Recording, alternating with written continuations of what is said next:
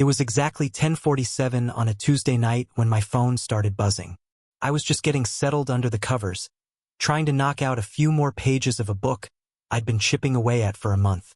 We'd only been married for 60 days, and I was still trying to get used to that empty spot in the bed on these late nights when my wife had to stay behind at the office. She told me it was all about marketing deadlines, some massive campaign launch she had to get ready for. Then I answered the phone, and my buddy's voice came through the speaker all shaky and weird. "Hey man," he said, sounding more hesitant than I'd ever heard him in my life. "We go all the way back to college, and he's usually the most sure of himself guy I know." Right away, my stomach did a little flip. "What's going on?" I asked. "Your wife," he said. "She's here. At Voltage. That club downtown." I sat bolt upright. My book went sliding right off my lap and hit the hardwood floor with a heavy thud. "No way," I told him. "That's impossible. She's at work. She's been at the office since early this morning." There was a long silence on his end. In the background, I could hear that muffled, heavy bass from the speakers and people laughing nearby. "I'm looking right at her, brother," he said quietly. "I wouldn't be calling you if I wasn't 100% sure. And she isn't by herself." My heart started thumping so hard I could hear it in my own ears. "What do you mean, not alone?" "There's a guy," he said. "They're out on the floor dancing. And look, man, I'm sorry to say it, but this doesn't look like a business meeting." For the next few seconds, time just stopped. I tried to wrap my head around it, trying to make the math add up. The woman I'd married on a beach just 2 months ago was at a nightclub when she told me she was buried in paperwork. I kept looking for an excuse. Maybe a client wanted to move the meeting? Maybe the whole team went out to celebrate? "Send me a picture," I said. My own voice sounded like it was coming from someone else, miles away. "You sure you want to see it?" he asked.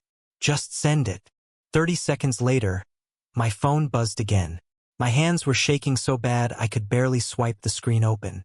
And there she was, the same woman who'd kissed me goodbye that morning and promised she wouldn't be too late. She was wearing this red dress I'd never laid eyes on, and her hair was done up in these perfect waves that just glowed under the club lights. She was dancing, her body pressed right up against some guy in an expensive-looking suit. His hands were on her waist, her arms were draped around his neck, and they were laughing together like they'd known each other forever. I could see the guy's face in the shot. My chest went tight. I knew him. Not well, but I knew him. David. He was a coworker she'd brought up a couple of times. "Just a guy from sales," she'd called him. "We work on things together every now and then." I stared at that photo for a long time. Everything from the last 2 months started clicking into place. All those late nights. The emergencies on the weekends. I thought about the new clothes I'd seen in her closet and how she'd started keeping her phone face down every time she put it on the table. All these little red flags I just ignored because I loved her and I trusted her. "I'm coming down there," I told my buddy, already grabbing my jeans and pulling on a shirt. "Want me to stay put?" he asked. "I can keep an eye on them." "Yeah," I said, "but stay back. Don't let her see you. I don't want her to know we're watching." I honestly don't even remember the drive downtown. I was gripping the steering wheel so hard my knuckles were white. My brain just bouncing back and forth between, "This can't be real," and pure, white-hot anger. There had to be an explanation, right? But that photo, the way they were looking at each other, it was burned into the back of my eyelids. Voltage was one of those high-end spots in the financial district. All sleek glass, steel, and velvet ropes. Not my kind of place at all. She'd never even mentioned wanting to go there. When I pulled up across the street, I saw the line of people in fancy clothes and the valets parking cars that cost more than my house. It was a world I didn't even know my wife was a part of. My buddy met me at the corner, looking grim. "They're still in there," he told me. "Same spot over by the back bar." "Man, I'm so sorry." I just nodded. Couldn't even find the words. Part of me wanted to just barge in there and cause a scene, but another part of me needed to see it for myself. I needed the full picture before the whole world blew up. "I'm going in," I said. "By myself." The bass hit me like a punch in the chest the second I stepped inside. The bouncer didn't even look at me, he just waved me through. The place was a blur of strobe lights, expensive perfume, and people moving to the beat. There were these huge crystal chandeliers that looked both fancy and trashy at the same time in that neon light. This wasn't us. We were the kind of people who stayed in for movies and went out for big breakfasts on Sunday mornings. At least I thought we were. I stayed in the shadows, moving through the crowd like a ghost. My buddy had texted me exactly where they were. Back corner, near the VIP section. As I pushed through the people, memories of my old life kept flashing by. Our first date at the coffee shop, the way she'd laugh at my dumb jokes, the morning she said, yes. Was any of that actually real? Then I spotted them. They were at a high-top table in a private area, drinks in their hands, leaning in close to hear each other over the music. That red dress looked even more incredible in person. It was professional, sure, but it was also seductive. David Chun, that was his name, had his hand on the small of her back, looking completely comfortable and possessive. They looked like a couple. They looked like they belonged together. I tucked myself behind a pillar about 30 feet away, hiding behind a group of people celebrating a promotion. I could see everything from there. Every bone in my body wanted to march over and demand an answer, but I forced myself to stay still. If she was lying about being here, what else was a lie? I needed the truth. A waitress brought them another round of something amber in fancy glasses. Definitely not the cheap wine we drank at home. She took a sip, whispered something to David, and he threw his head back laughing. Then he pulled out his phone to show her something, and she clapped her hands like a little kid getting good news. They stayed like that for 20 minutes. Talking, laughing, his hand on her knee, her hand on his arm. It wasn't a mistake. It wasn't a work thing. This was a routine. Right then, my phone buzzed. It was a text from her. Might be another hour. Don't wait up. Love you. I stared at those two words, love you, while I watched her whisper in another man's ear. That casual lie hurt more than the thought of a confrontation ever could. She wasn't just lying about her plans. She was building an entire fake life for me, while she lived a real one somewhere else. Around 11:30, they stood up to leave. David helped her into a sleek black leather jacket I'd never seen before, and he put his hand on her back again to lead her toward the side exit. I followed them from a distance, my heart pounding so hard I thought it would burst. The cold November air felt like a slap in the face when I stepped outside. I stayed in the shadows of the doorway as they walked to the valet. David handed over a ticket, and they stood there close together, her head on his shoulder, his arm around her waist. A silver BMW pulled up a minute later, and instead of hopping in, they just stood there talking. She kept checking her phone, glancing at the time, like she was counting down the minutes until she had to come back to the fiction she called home. Then, she hugged him. This wasn't some polite little see-you-later hug. She held onto him tight, burying her face in his shoulder like she was holding on for dear life. When they broke apart, she reached up, touched his face real gentle, wiping something away that made him grin. She reached up, touched his face real gentle, and then pulled out her phone to call a ride. He drove off, and the second his car was out of sight, it was like a light switch flipped. Her whole vibe changed. That big, bright smile just vanished. Her shoulders slumped, and suddenly, she looked exhausted, older, somehow. She checked her reflection in her phone screen, fixing her hair and rubbing at her lipstick to get it just right. Then she started walking. But she didn't head toward the rideshare area. She started hoofing it down the street toward a parking garage a couple of blocks away. I trailed her, keeping back just far enough so I was invisible but close enough to see her every move. She led me 3 levels up into that garage, straight to a silver sedan I'd never seen in my life. Look, our apartment only has 1 parking spot, and her car, a modest little Honda, was parked there. I just assumed she drove that thing everywhere. She hopped into the silver car, cranked the engine, and then just sat there. She was staring at the steering wheel, and even from across the concrete, I could see her take this massive, deep breath, like an actress backstage getting ready to step out for the opening scene. Then she typed something on her phone and headed for the exit. A second later, my own phone buzzed in my pocket. Finally leaving the office. Be home in 20. So exhausted.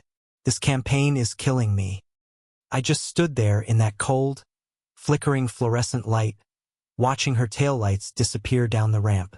20 minutes. She was giving herself exactly 20 minutes to scrub away the night and turn back into the woman I thought I married. 20 minutes to shed one life and slide back into ours. I had a choice right then.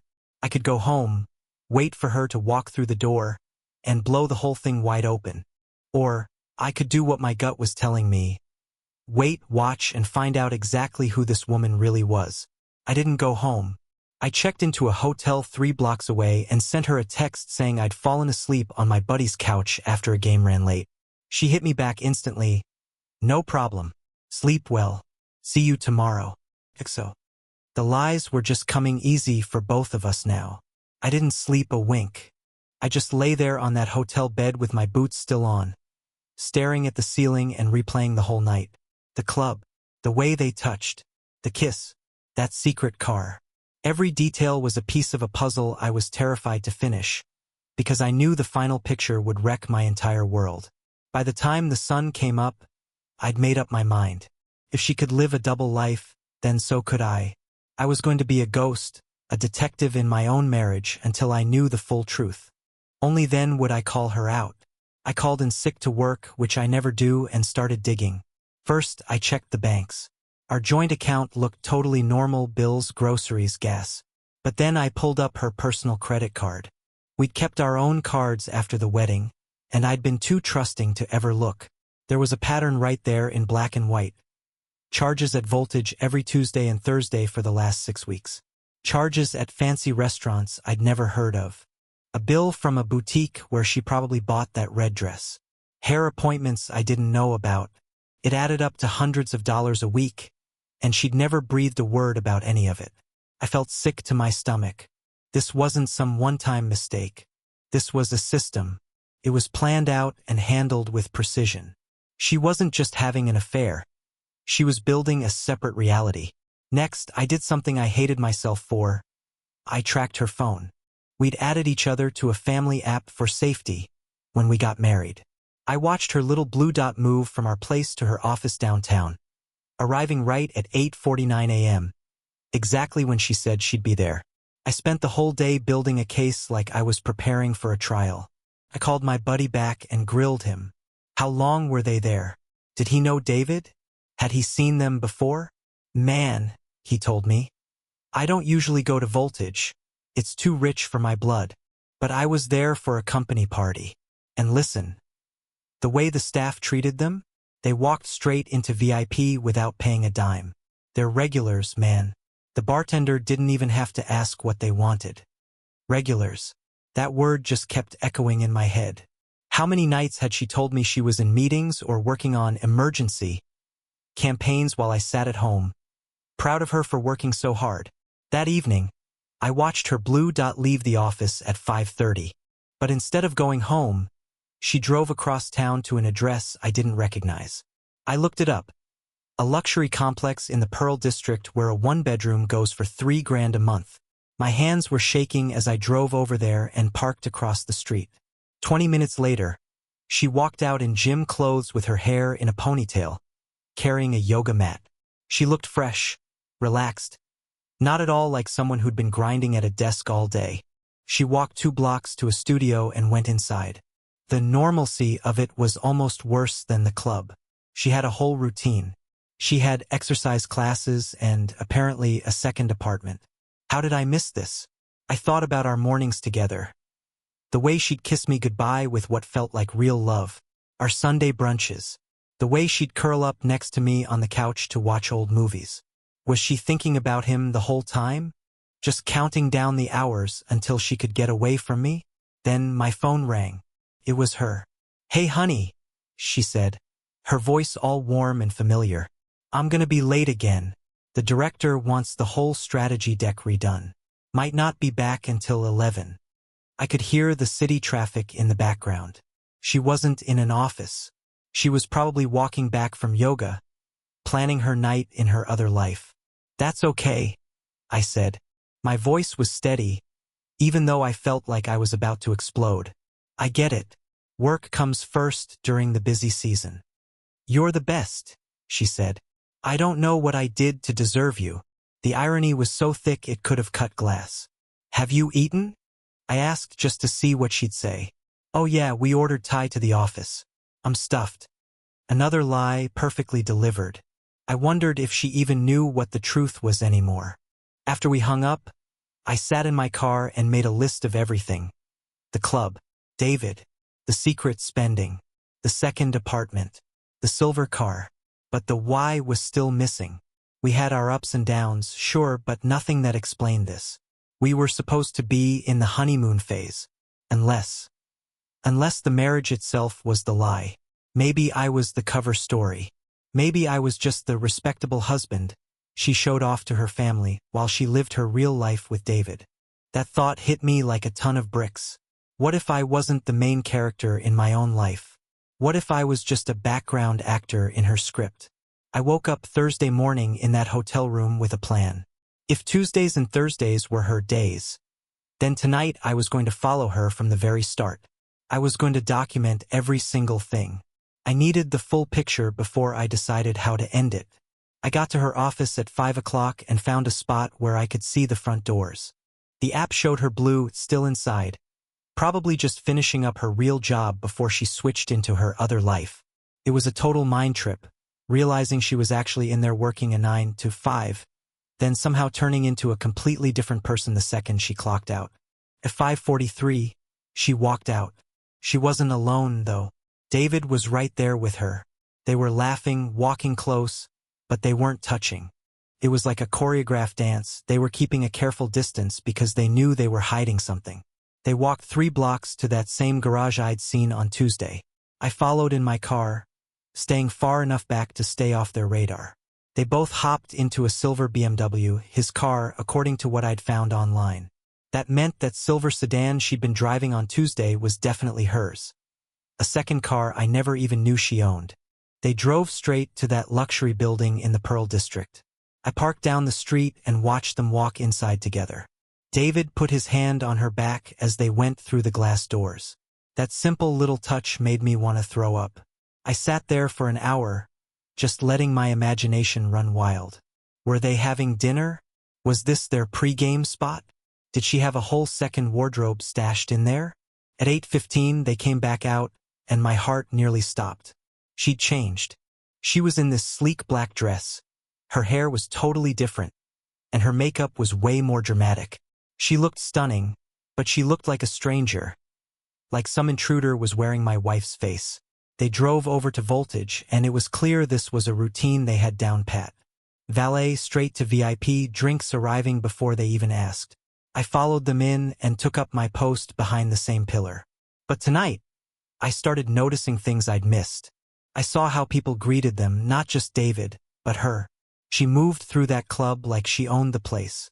She was confident, poised, nothing like the slightly shy woman who always looked out of place at my work parties. This was her world. This was where she really lived. Around 10 o'clock, another couple joined them. My wife, or the woman I thought was my wife, was the life of the party. She was telling stories, making everyone laugh, looking more herself than I'd ever seen her at home. That was the part that hurt the most. What if this was the real her, and the woman who came home to me was just an act? I was so caught up in watching her that I almost didn't see the guy approach their table. He was in his mid-30s, wearing an expensive suit and holding a bottle of champagne. He said something to David, and the whole mood shifted instantly. The laughter stopped. David got protective, stepping slightly in front of her. The stranger kept talking, waving the bottle around, and then my wife stood up. She put a hand on David's arm to calm him down and said something to the guy, polite but firm. The stranger's face got dark, and he took a step into her space. Before I could even think, I was moving. My plan to stay hidden just went out the window. I pushed through the crowd and got to their table right as the guy reached for her arm. "Is there a problem here?" I barked. The music was loud, but my voice cut right through it. Everything froze. The stranger looked at me, annoyed. David looked confused. And my wife. I watched her face go from shock to terror to something I couldn't even name. "Who are you?" the stranger snapped. "I'm her husband," I said. It felt weird saying it in a place like that, in a life I wasn't supposed to know about. The guy laughed and looked at her. "You said you were single." She started, but nothing came out. David stepped up. "Look, man, you need to leave." "I need to leave?" I couldn't believe the nerve of this guy. That's funny. Coming from the guy sleeping with my wife. The music seemed to go quiet. The other couple at the table suddenly disappeared. People were starting to stare. My wife grabbed my arm. "Not here. Please. Can we go somewhere and talk?" "Talk?" Pulled away. "You want to talk now? After weeks of lying to my face?" "You've been following me," she said. It wasn't a question. She sounded sad, not mad. "I've been trying to figure out who the hell I married," I told her. "Turns out, I have no clue. David tried to get between us." "Hey, let's all just calm down. You don't get a vote in this," I snapped at him. "You're done." Security was moving in. Two big guys in suits were headed our way. The guy with the champagne had already bailed. My wife looked at me with tears starting to ruin her makeup. "Please," she whispered. "I can explain everything. Just not here." We ended up at a 24-hour diner 6 blocks away. The lights were bright and harsh, the exact opposite of the club. She sat across from me in a booth, still in that black dress, looking like she'd aged 10 years in a single hour. I told David if he followed us, the scene at the club would look like a playground fight compared to what I'd do to him. The waitress brought coffee, but we just let it sit there. "How long have you known?" she finally asked. "Since Tuesday. My buddy saw you." She just nodded. I wondered, "You've been different, distant." I let out a bitter laugh. "I've been distant? You're really going to start with that?" "No," she said, looking down at her mug. "I'm sorry. That was wrong. Everything I say is going to be wrong." "Then just try the truth," I said. "Just once." She was quiet for a long time. When she finally looked up, her voice sounded different, raw, like the mask was finally gone. "My name isn't really Sarah," she said. I blinked. "What?" "I mean, it is legally. I changed it when I was 22. But I was born Emma Catherine Lawrence. I grew up in Manhattan. Private schools, country clubs. My father is James Lawrence." I knew the name. Everyone did. Lawrence Financial Group. One of the richest families in New York. "You're lying," I said. "I wish I was." She looked exhausted. "When I was 21, I told my family I was out. I didn't want to be a socialite or marry some hedge fund guy they picked for me. I wanted to be normal. I wanted to see who I was without the money." "So you just ran?" "I changed my name, moved to Portland, got a job and built a life. For 6 years I was Sarah Mitchell. Then I met you. You were so kind and real. You loved me for me, not for a trust fund or a last name." I shook my head. "What does this have to do with David? Or the club? Or the lies?" "David is my brother." The air left the room. I replayed everything I'd seen, the way he protected her, the way they talked. It wasn't romantic. It was family. "Your brother?" I repeated. "David Lawrence. He's 2 years older. He didn't want me to leave, but he respected it. He's the only one who knows where I am. That apartment, that's his. He moved here 3 years ago to run the West Coast office. We have dinner every Tuesday and Thursday. He takes me to Voltage because it reminds us of home in New York. It was our one little piece of our old life." I wanted to believe her. I really did, but I'd seen too much. "The kiss," I said. "I saw you kiss him on the mouth. A real kiss." She frowned, thinking. "Wait. Tuesday night? Right before he left?" I just nodded, my jaw tight. Her eyes filled up with tears. "He told me our dad has stage 4 cancer. Maybe 6 months left. That kiss. It was a goodbye.